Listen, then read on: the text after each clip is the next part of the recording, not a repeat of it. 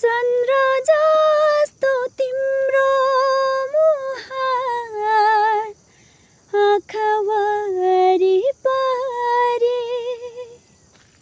चन्द्र जस्तो तिम्रो मुहार आँखा वरिपरि,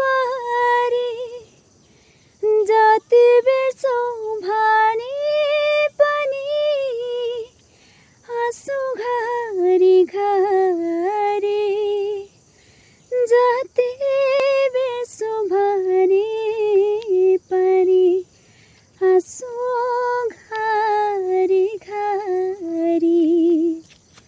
के सोचेथे जिन्दगीमा के भयो आज।